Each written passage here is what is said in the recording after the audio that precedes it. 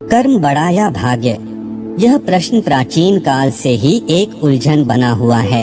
संसार में कर्म को मानने वाले व्यक्ति कहते हैं कि भाग्य कुछ नहीं होता, तो कुछ भाग्यवादी व्यक्ति कहते हैं कि भाग्य में जो कुछ भी लिखा है वह निश्चित है।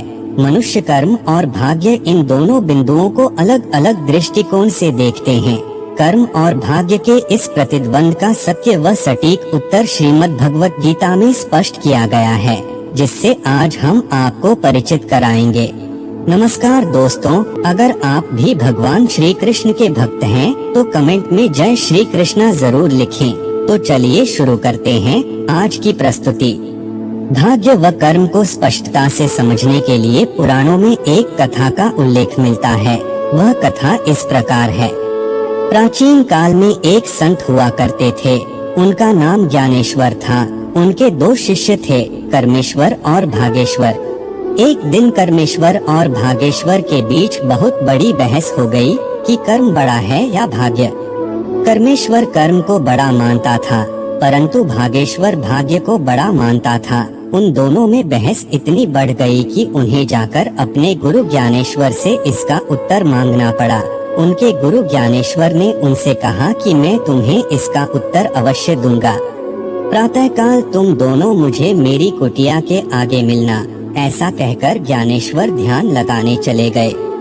अगले दिन कर्मेश्वर और भागेश्वर गुरुजी की कुटिया के आगे खड़े हो गए। जब उनके गुरुजी अपनी कुटिया से बाहर आए, तब उन्होंने अपने शिष्यों को एक बहुत गहरे अंधेरे वाली कुटिया में बंद कर दिया। उस कुटिया में रोशनी की एक भी किरण नहीं थी। कुछ समय बीतने के पश्चात कर्मेश्वर और भागेश्वर को भूख प्यास लगने लगी। भागेश्वर ने सोचा, जो मेरे प्रारब्ध यानी जो मेरे भाग्य में लिखा है वह निश्चित है, उसमें मैं परिवर्तन नहीं कर सकता।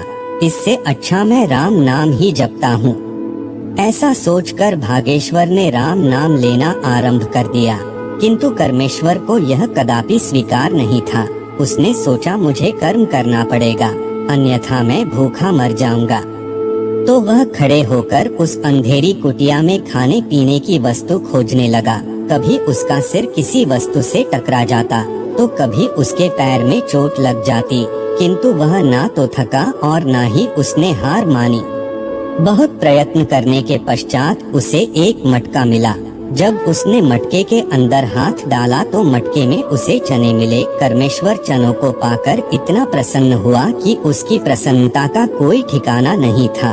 फिर वह वहां बैठकर उन चनों को खाने लगा। चने खाते खाते कभी कभी उसके मुंह में कुछ कंकड़ आ जाते, तो वह उन कंकड़ों को भागेश्वर को दे दिया करता था। अगली सुबह जब उनके गुरुजी ज्ञानेश्वर ने कुटिया का द्वार खोला तो देखा कि कर्मेश्वर का तो पेट भरा हुआ था, परंतु भागेश्वर भूखा था।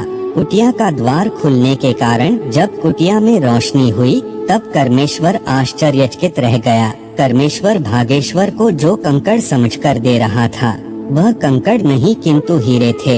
इस कथा का अर्थ व निष्कर्ष हर व्यक्ति के लिए अलग अलग हो सकता है। अब हम आपको बताएंगे कि कर्म बड़ा है या भाग्य। वास्तव में सत्य तो यह है कि दोनों एक दूसरे से संबंधित है। दोनों में से कोई भी ना तो छोटा है और ना ही बड़ा। अगर आप अच्छे कर्म नहीं करेंगे तो परिणाम स्वरूप आपका भाग्य भी आपका साथ नहीं देगा, और अगर आपका भाग्य अच्छा नहीं होगा तो आप कर्म भी ठीक से नहीं कर पाएंगे। श्रीमद् भगवत गीता के 3 अध्याय के 8वें श्लोक में भगवान श्री कृष्ण अर्जुन से कहते हैं, नेतं कुरु कर्म त्वं कर्मं ज्यायो है कर्मण शरीरयात्रापि चते न प्रसिद्धध्येत कर्मण।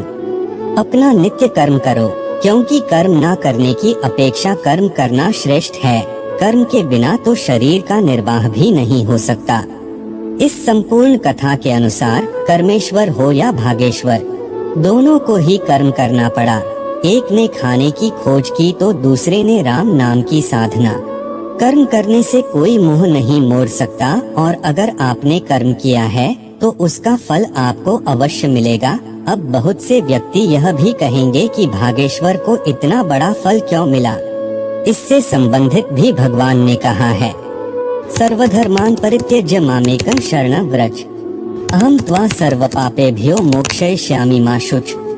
इसका भावार्थ है संपूर्ण धर्मों अर्थात संपूर्ण कर्तव्य कर्मों के आश्रय को छोड़कर तू केवल मेरी शरण में आ जा, मैं तुझे सभी पापों से मुक्त कर दूंगा, चिंता मत कर। अब हम इस प्रस्तुति के मूल को जानते हैं।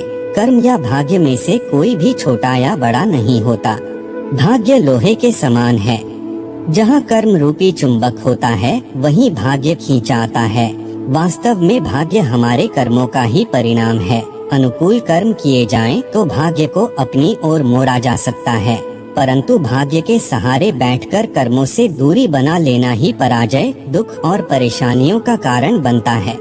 तो दोस्तों, आज के लिए बस इतना ही। उम्मीद करते हैं हमारे द्वारा दी गई जानकारी आपको पसंद आई होगी।